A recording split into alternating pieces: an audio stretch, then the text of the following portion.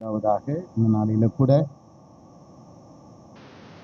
ISPF குடும்ப கூடுகை 8, 9, 10 இந்த 3 நாட்கள் கர்த்தருடைய சமூகத்தில் அமர்ந்து ஒருமனப்பட்டு ஐக்கியமாக ஆவியில் ஒரு அனலோட நாம் திரும்பி செல்ல இருக்கிறோம்.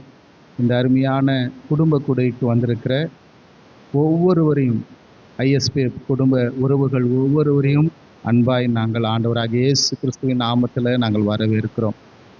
அண்ணன் சொன்னது போல ஆவியில் அனல் உள்ளவனாய் அப்போலோ இருந்தான்.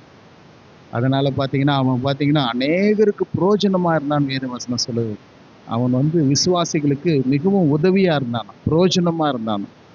இந்த நாளில் கூட நம்ம இங்கே ஆவியில் அனலோடு நம்ம திரும்பி செல்லும்போது நாம் சபைக்கு, நம்முடைய LICயில் பணியாற்றுகிற மற்ற சகோதர சகோதரிகளுக்கு மாத்திரம் அல்ல, நம்முடைய ISPFல இருக்கிற ஒவ்வொரு குடும்பங்களுக்கும் நாம் உதவியாக புரோஜனமாக மாற முடியும்.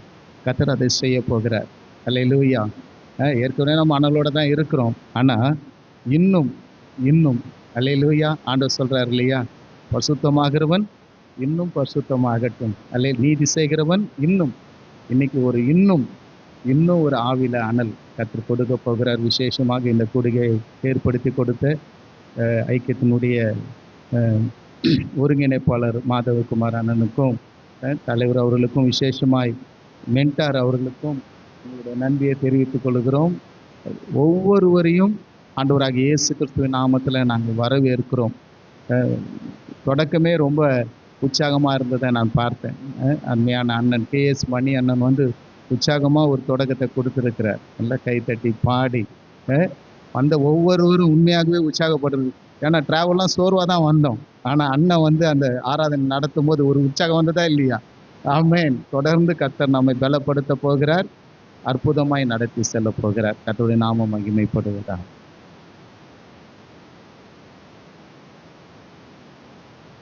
Thank you, brother.